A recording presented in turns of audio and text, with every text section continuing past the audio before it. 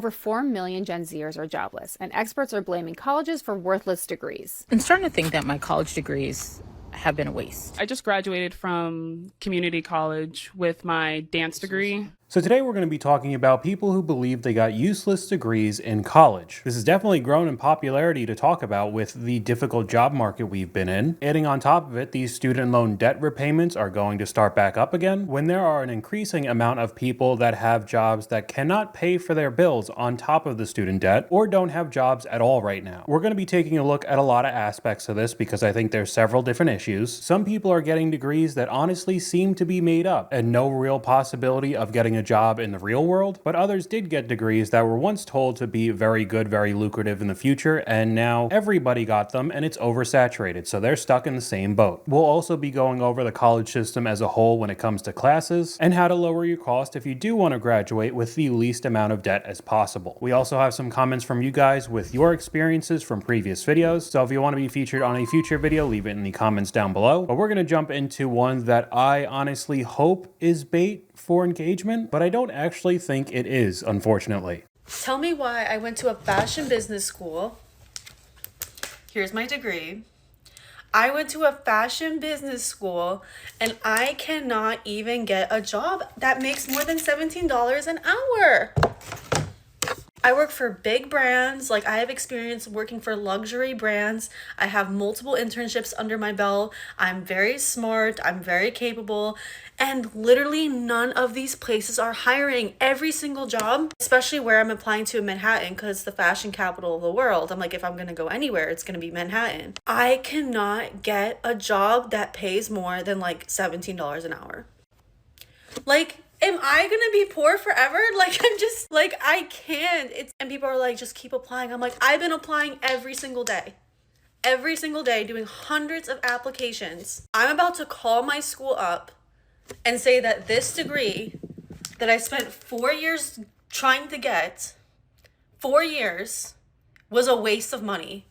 I don't know what she expected the response to be. We could look at a couple of the comments. We're surprised that you're surprised with over 30,000 likes. You went to college for a hobby with almost 65,000 likes. Because follow your passion is the worst advice a college kid can receive. I bet all of us heard that during high school. If you follow your passion and get your dream job, you'll never work a day in your life, blah, blah, blah. And I guess that landed this woman maybe $17 an hour in one of the most expensive places to live on the planet. And the last comment, those degrees are for people with connections. We'll talk about that a little bit later, but we'll just go to the next one. My degree from UCLA is practically useless to me, and I'm sure you're wondering, Sophia, how come? You just got that thing. And I'll tell you how come. So I graduated from UCLA in June with a bachelor's in psychology, and practically all of my internship and work experience was in marketing because that's what I thought I was going to do with my life after I graduated college. But then 2 months out of college, I had this sobering realization that that was actually not what I wanted to do with my life anymore. And then of course I was very panicked by that realization because what was I going to do with my life now after everything I had done to set myself onto the right track? And so after some soul searching, I found something new. It was an industry that I didn't realize existed until that moment, but it felt like it had everything I was looking for. The problem is this is not an easy industry to get into, and generally one of the main requirements to even get into it is to have a degree related to that industry. And that I do not have. Yeah, unfortunately psychology is nowhere near that. I also evidently don't have any relevant work experience. So here I am, a college graduate trying to navigate a career change before their career has even started and somehow get their foot into the door with no prior education or experience to back me. I'm basically starting from nothing and trying to turn that into something. I could have never anticipated this for myself when I graduated college, but here we are. It's not going to be easy, but I'd rather do it now than years down the line.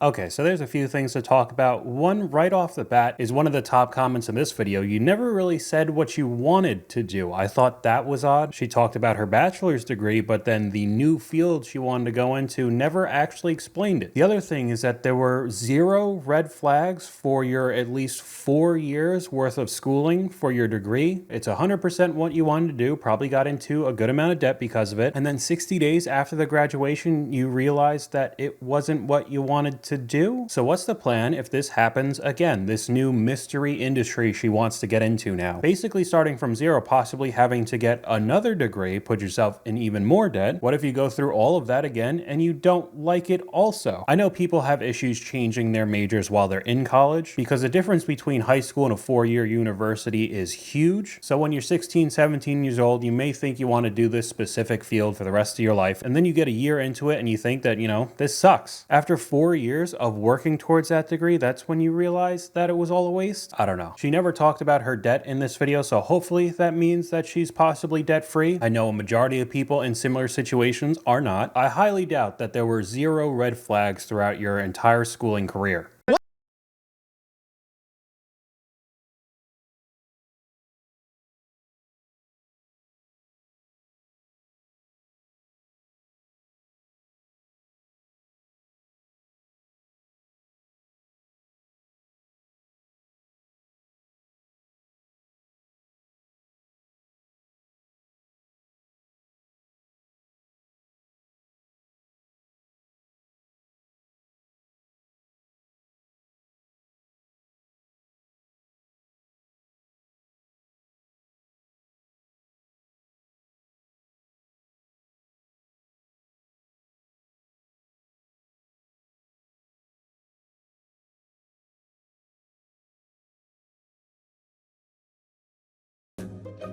This one almost seems like a lost cause. Getting a degree just to get a degree, kind of setting yourself up for failure, especially in this job market, and especially being on the financial audit. I mean, she's not great with money, so I bet the student debt is just a part of her problem, but we can look at some of the comments. School is useless, but I studied at a school to become a teacher at a school. 0 logic going on there. It's so common. I've met young teachers who hate to deal with children and teenagers, so why study this? This is definitely one of the results of hearing that any degree is better than no degree, but I don't know, when you start seeing stories like this, doesn't really seem to be the case. So which college degrees have the highest and lowest unemployment rates after graduation?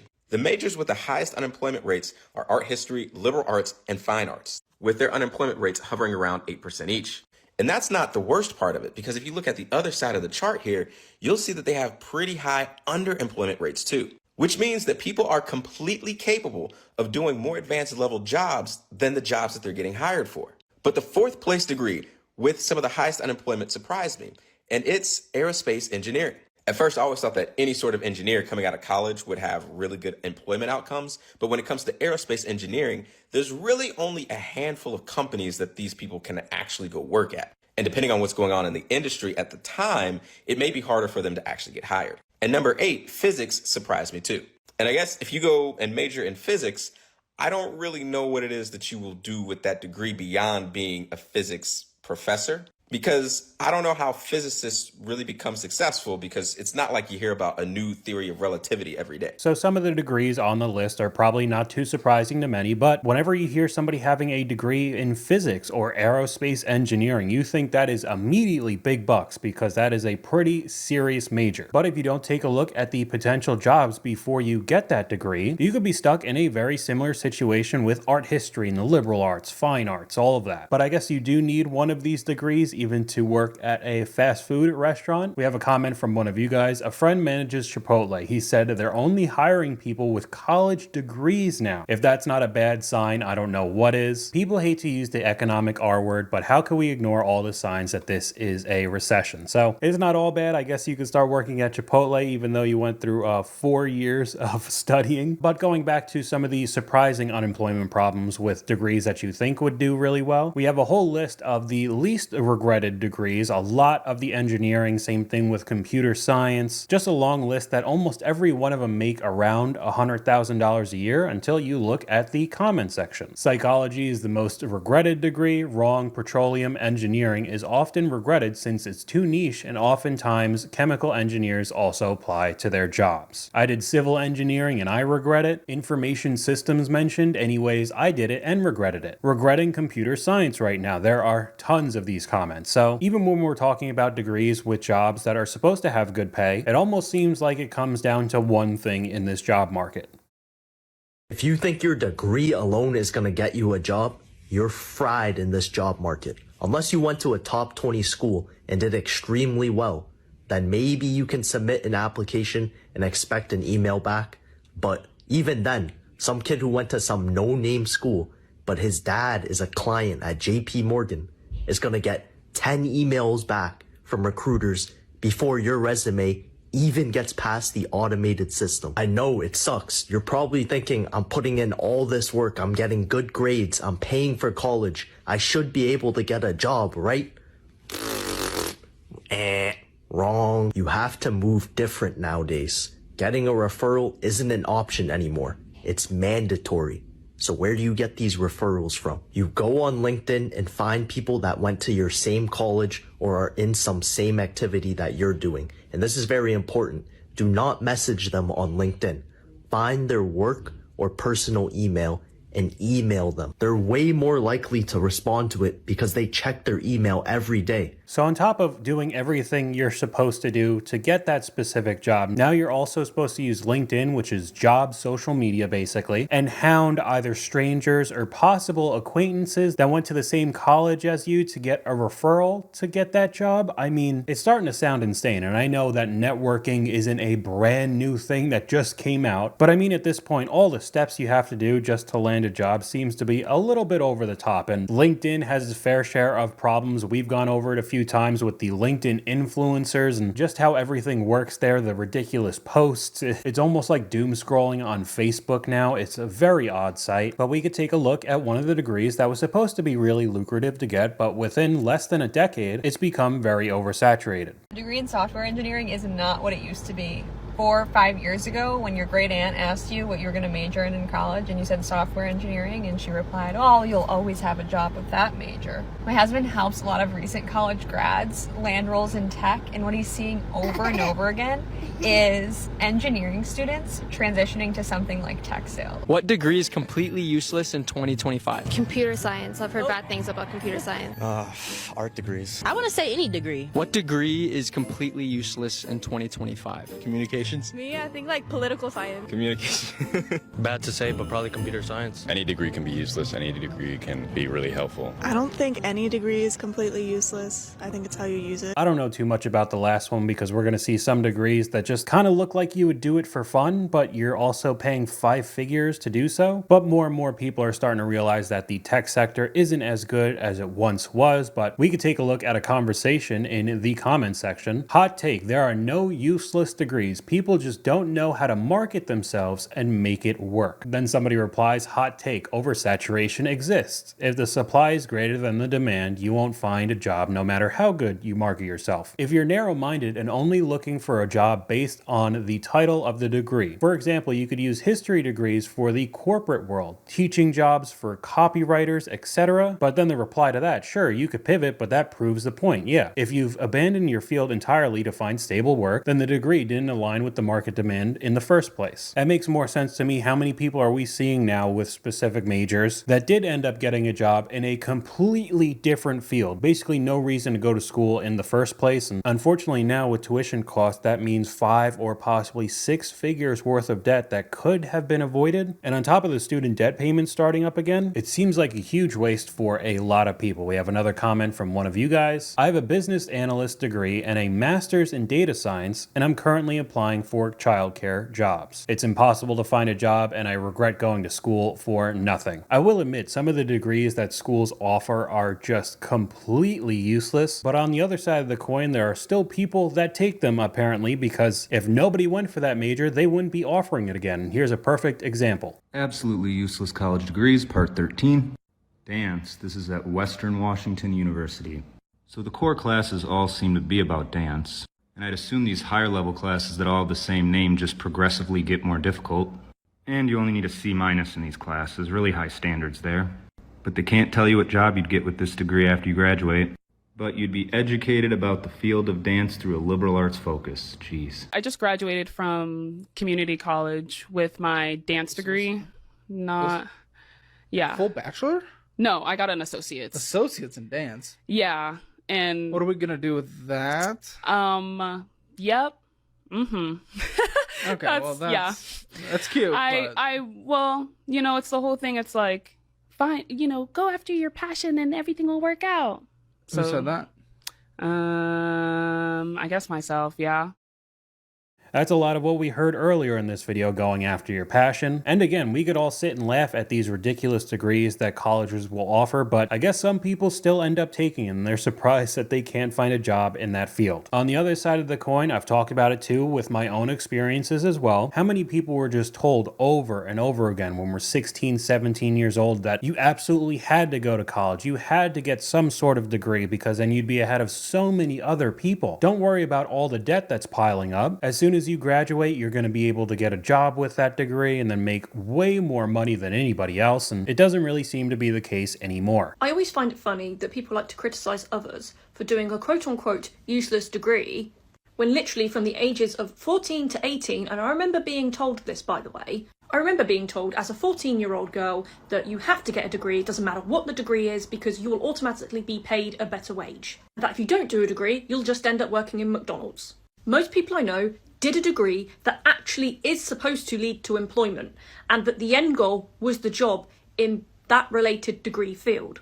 But they ended up not getting a job in that degree related field because that degree related field required you to have working experience. And a lot of that working experience can only be provided through actually getting a job in that field, because where are you supposed to get that experience? Or it requires you to do an internship which doesn't pay you.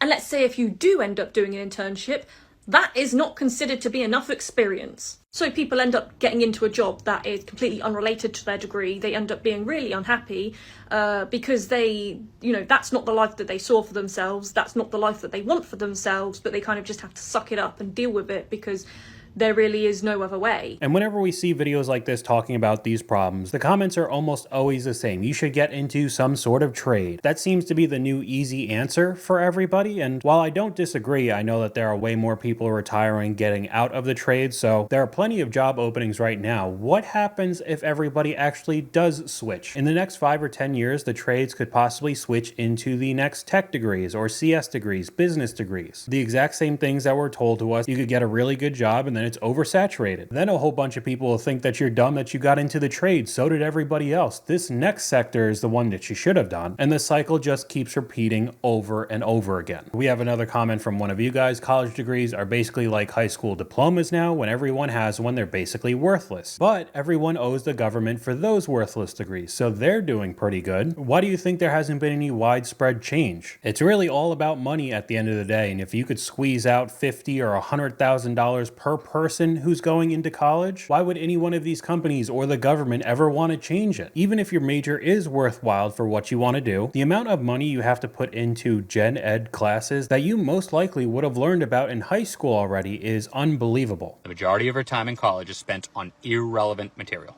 If you don't believe me, take a look at a few of these pie charts from these random schools. They show the course workload required to get a degree. You'll see that at least half of a degree is spent getting general education or electives. A good portion of general education consists of courses like algebra, chemistry, biology, English 1. You know, courses you should have taken somewhere between 7th and 10th grade. Then you take electives, which by definition don't have to have anything to do with your major. For example, I was sitting at dinner the other night with a table of engineers and we were joking about some of the courses that we took, one of which included African music history at the University of Massachusetts. Not sure how that's supposed to help you as an engineer or tell an employer that you're worth hiring.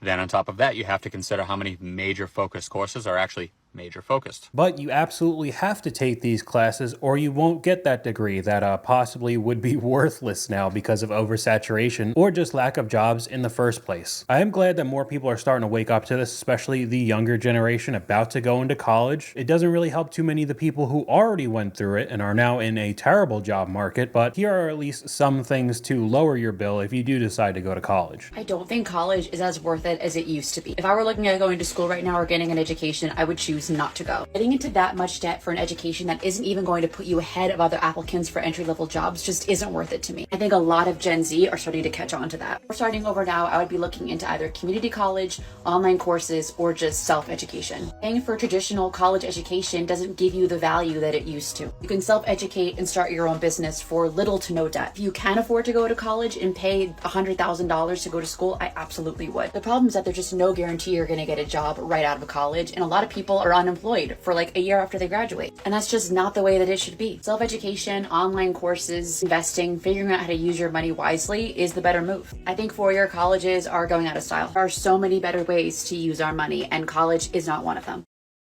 Well, I do definitely agree, especially with the community college route saving probably tens of thousands of dollars doing so. The issue with people looking at non-traditional ways to learn something, especially online courses, have turned into many people being gurus and selling their courses or masterminds, their groups, whatever you want to call it, and trying to sell you the idea that you can make hundreds of thousands or millions of dollars drop shipping or day trading, any of the crazy stuff that they try to shill. I'm not saying as a whole that online learning is a scam, but you definitely have to wade through a lot of the crap to avoid getting scammed at the end of the day, because I never went to school for any of the financial knowledge that I have. I learned all of it through watching YouTube videos, looking stuff up online, everything on the internet. So you really can learn almost anything you want online if you have the dedication to do so. You just got to be a little bit careful with some people selling you snake oil. I'm starting to think that my college degrees have been a waste. Hear me out. I have a Bachelor of Arts in English and journalism with a concentration in creative writing. And then I have a Master of Fine Arts, which is a terminal master's degree in, it's writing, fiction, right? In fiction writing. Originally it was nonfiction, and then I switched to fiction, whatever, right? Right. I graduated many, many years ago. I'm a woman of a certain age. I'm an elder millennial. And I have never been able to find like sustainable work for any like length of time. Now, I did have like a somewhat decent salary at my most recent job, which ended in 2022. But even with that job, the benefits were horrible. And so I was going to have to pay like, I think $3,000 or $4,000 a month for healthcare for my entire family, which at that point, the salary was what? Not only have I never been able to find like sustainable work. I mean, I definitely can't find any work now. I've also have like an insane amount of money, like debt, like it's crazy. So she just realized now that her degrees were possibly a waste. It looked like she never really got a job with a decent salary. The $3,000 to $4,000 a month just for insurance is unbelievable. And especially for what we're starting to see with all the artificial intelligence, going into those sorts of fields can be very dangerous for the future. But a lot of the jobs that require writing are starting to be phased out by AI. And what happens in 5 or 10 years with just constant advancements with that technology? Seems like a very dangerous game for me to play, but we'll finish off with something that I bet many people wouldn't expect. I've had to explain this to a lot of people, but an MD degree is useless without a residency spot.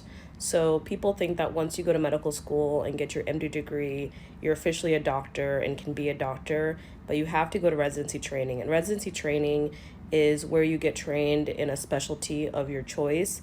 And sometimes it's not really your choice. So if you are applying to a competitive specialty and maybe don't get the, good board scores or extracurriculars or research or things like that, you may not match into that specialty. And if you don't match into your specialty, then you're essentially unemployed and you only have a few choices. So you can either reapply the next year and take a year of unemployment doing other types of work, or you can look at a non-clinical jobs. I know some people who don't go to residency do consulting, work in pharmaceuticals, things like that are non-clinical, but you cannot work as a doctor with an MD degree, which I think is shocking to a lot of people. So essentially, even if you get an MD degree, you are not classified as a doctor and you cannot work in clinical settings unless you go to residency.